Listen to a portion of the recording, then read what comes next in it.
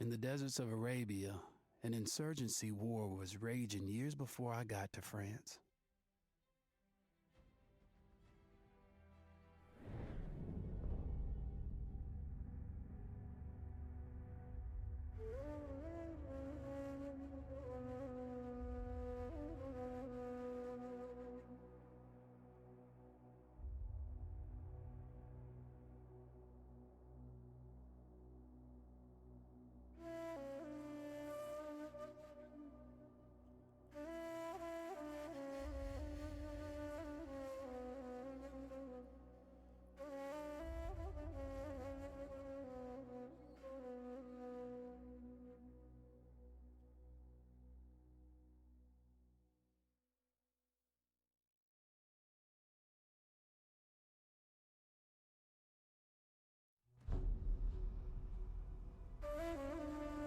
The Arabian Desert, a vast ocean of drifting sands and scorched, sun-baked rocks.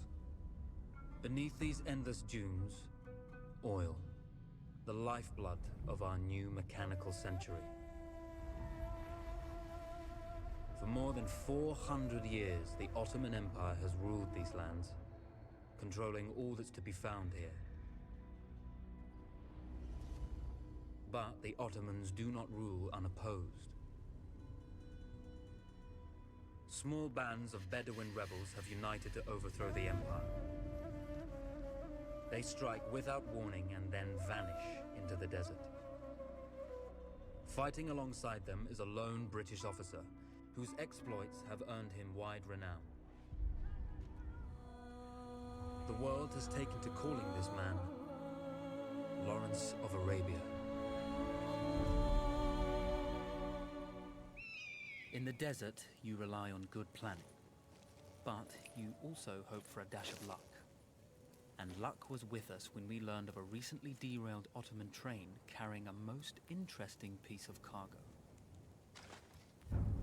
A small patrol had joined the Ottomans who survived the crash. Together, they guarded the wreckage and waited for reinforcements.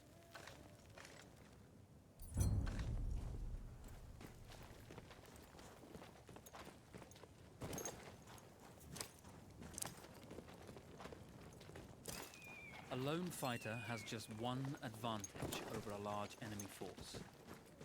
A lone fighter can move unseen.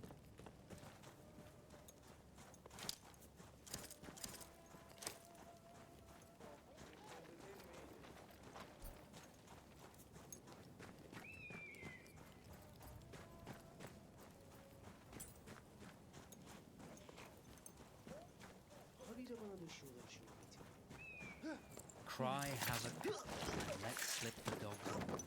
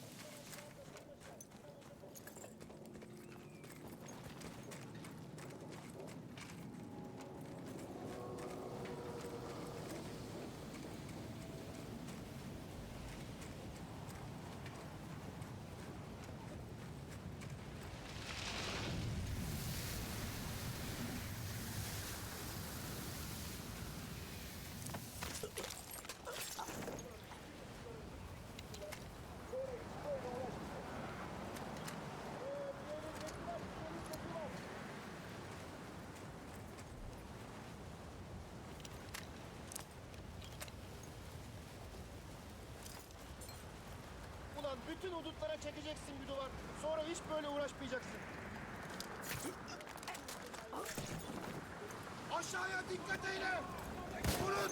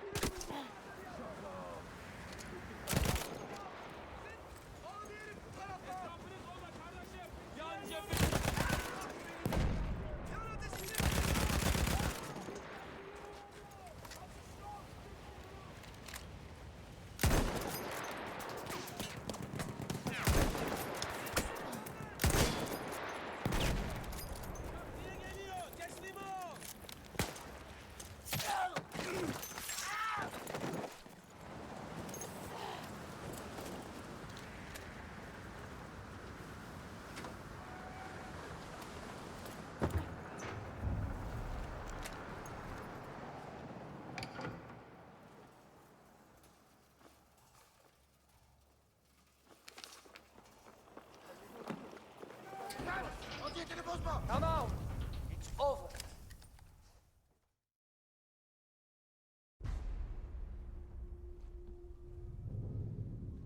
Well, you did not think we would be fast enough to catch you here, did you? Lawrence of Arabia.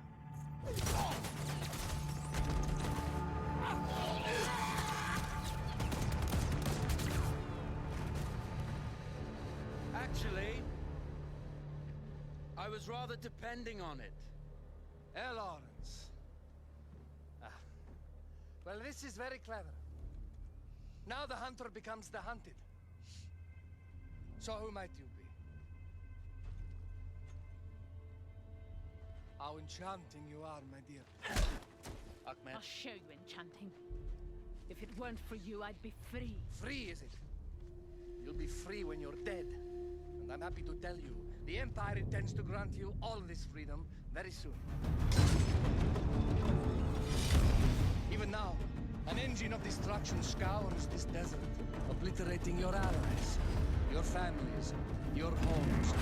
Soon there will be nowhere to run. Nowhere to hide. Soon all that you know, and all that you love, will be ashes. You will all be free to die. Oh. Ah, you animal! Zara!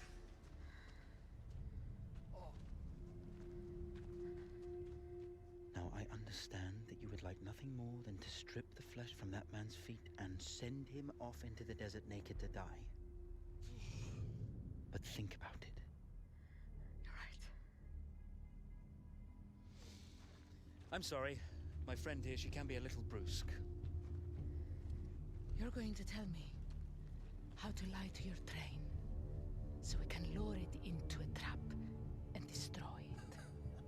Impossible. To even begin to talk to that train, you would need an entire book of communication codes. Oh, like this one, you mean? You can never stop the progress of machines. One day, the whole world will take your lands and the precious black gold beneath its sands. We shall see, my friend.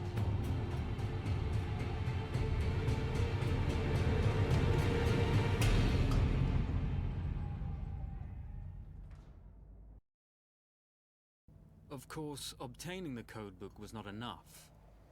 To destroy this Iron Dragon, this Canavar'a, as the Ottomans had named it, we had to send it 3 encrypted messages telling it to stand down.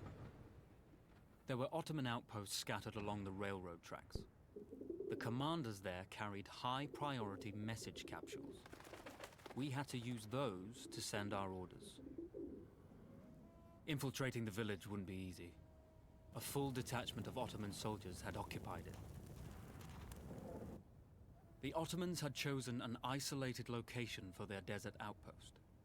It seemed lightly defended. It was also well stocked with arms and equipment. The ancient ruins were all that remained of a civilization now lost to time. The Ottoman Empire brought in the modern world with a host of armored vehicles and field guns. 3 commanders to eliminate, 3 personal message capsules to be stolen, and then sent with our false orders. How Zara tackled this dangerous and audacious mission was up to her.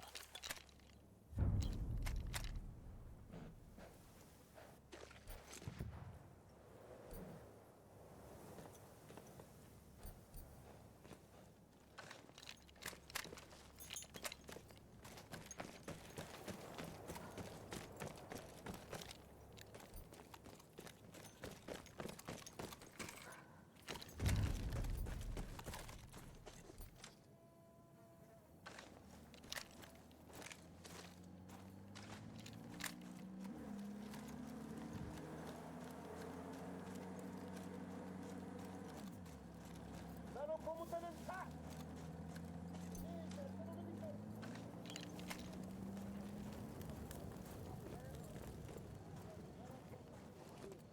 Gidiyor.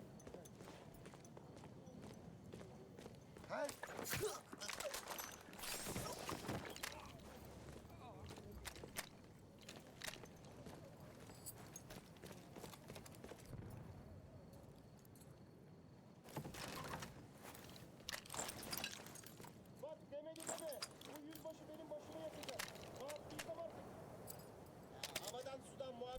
gari.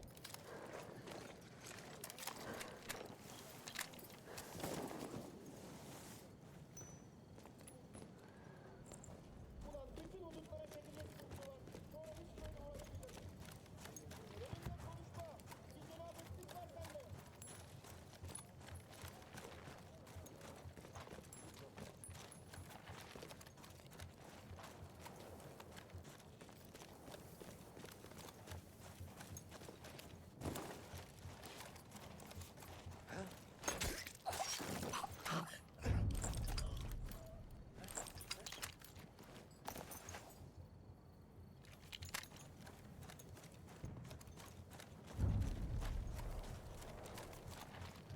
Allah'ıma kitabım, burada bir şeyler var.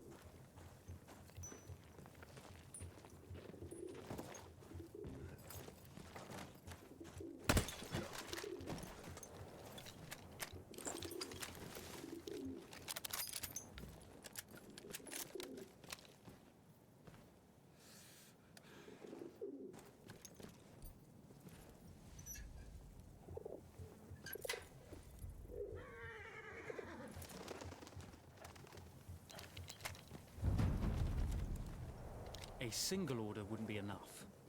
Ottoman protocol required the message to be received in triplicate before the train would acknowledge it as genuine.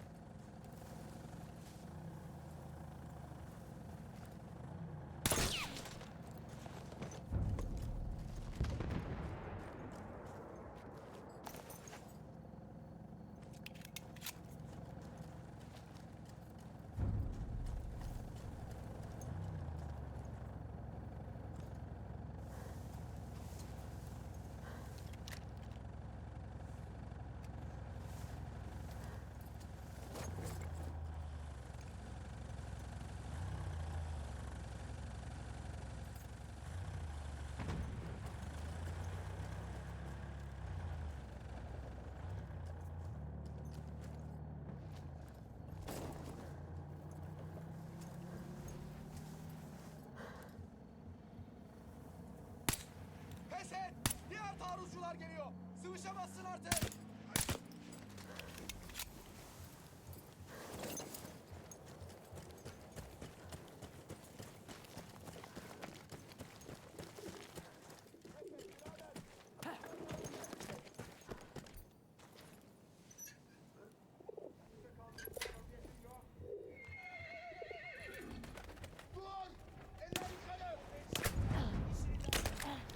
Putting a great deal of trust in Zara, but I had complete confidence that she would carry the day. Arayı kapa. Neredesin bire kafir?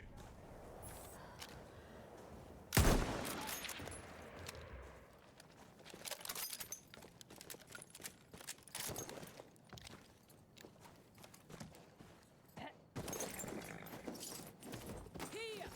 Here!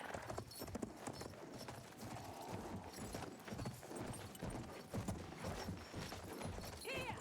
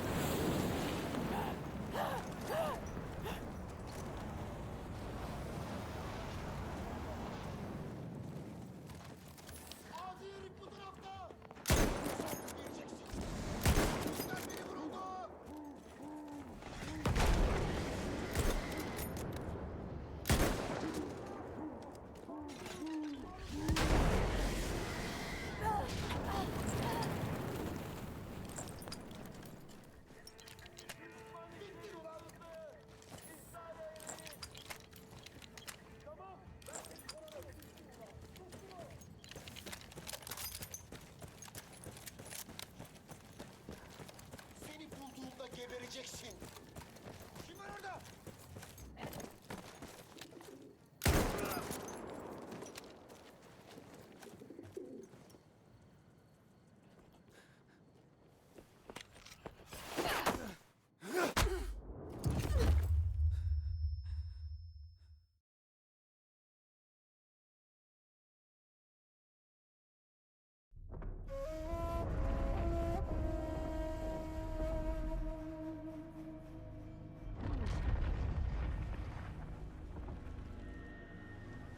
Although you see, the message had already been sent, my dear.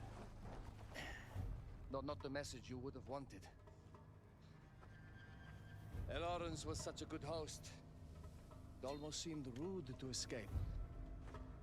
I made sure to note the location of Lawrence's camp, of course. Which means the train knows too.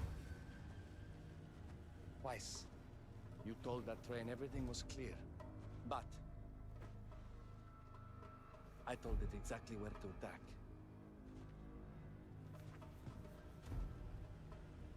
The beast has your scent, my dear.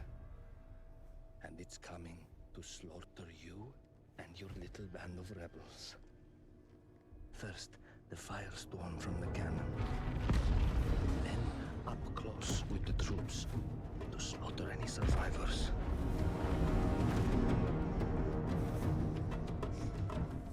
The legend of Lawrence of Arabia dies tonight.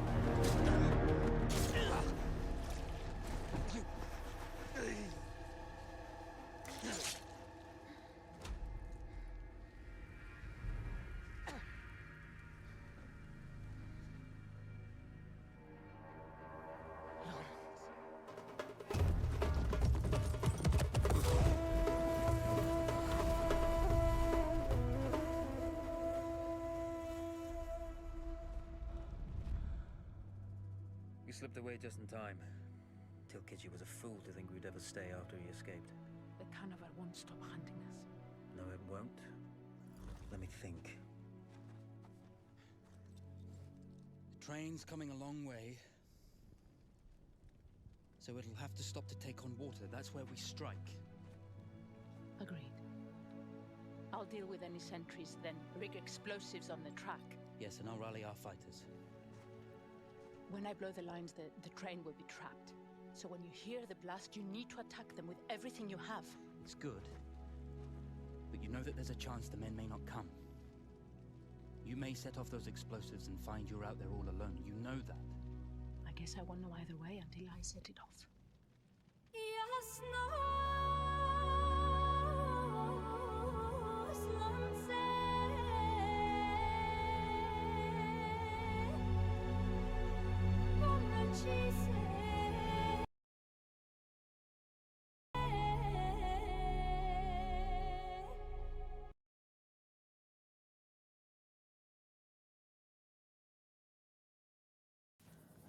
Man makes plans and God laughs.